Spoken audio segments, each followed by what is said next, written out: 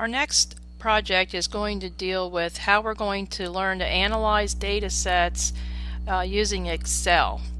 So the first thing you're going to need to do is in Moodle download this file that says Datasets for Excel Graphing.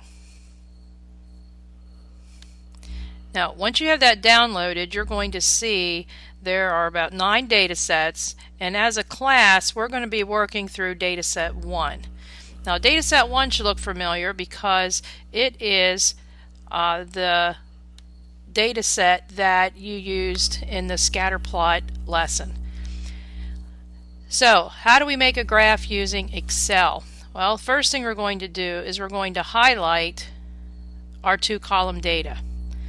Then find where you can insert a chart. Now you might, depending on the version of Excel you're using, mine is right here, and we're looking at plotting 2-column data, which is going to be a scatter plot, and we're going to want the mark scatter because we don't want the computer to play connect the dots. So here is our graph. Now I'm obviously not finished because I don't have a title, I don't have labels, I don't have everything that's appropriate for a graph. So if we go up here to chart layout, here is where we can find how to insert our charts, titles and axis labels. So chart title, I'm going to put my title above the chart, and this will be temperature versus time, just very generic title since I really don't know what this reaction was about.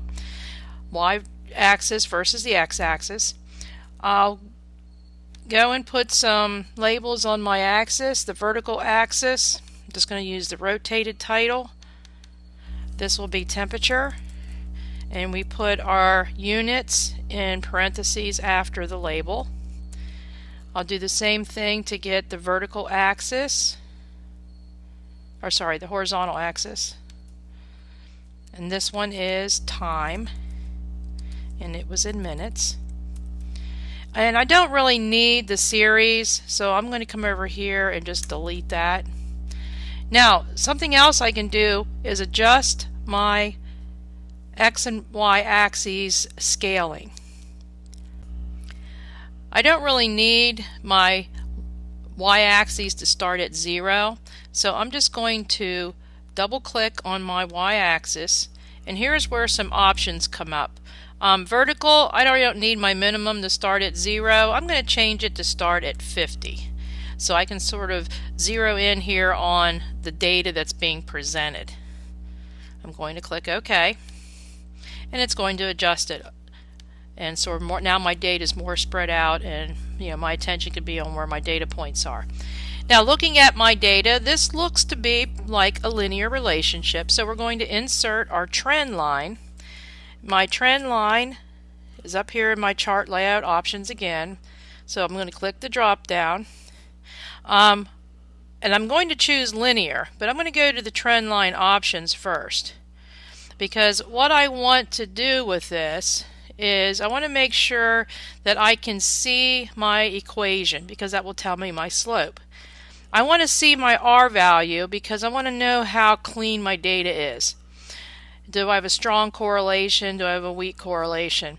And depending on the data set you're working with, you can decide if setting your equation with a y-intercept of 0 is appropriate. If it is, go ahead and check that box, but in this case it is not appropriate. So I'm going to click OK, and here is my equation.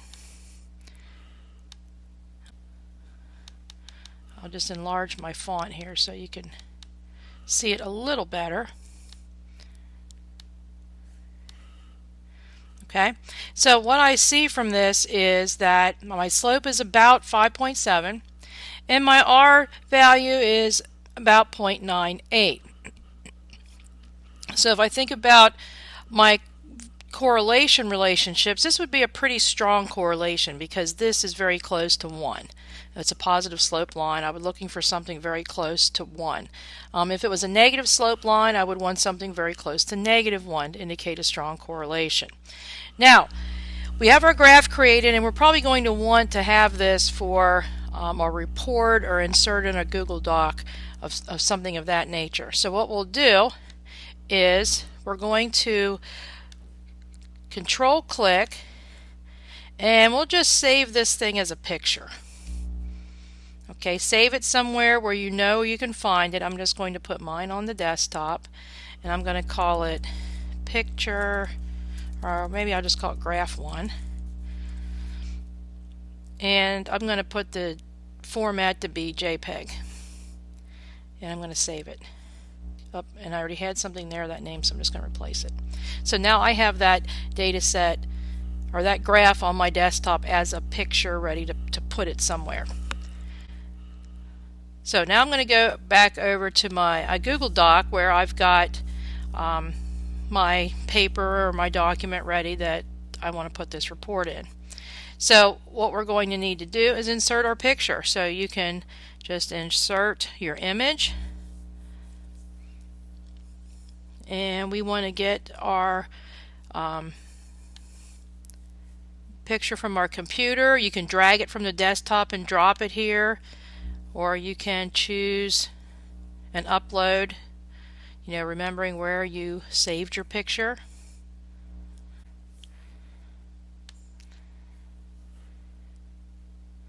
Okay, and now I have my graph in my document. Okay, and I can space that and just sort of put it however I want it or where it fits in the flow of my text.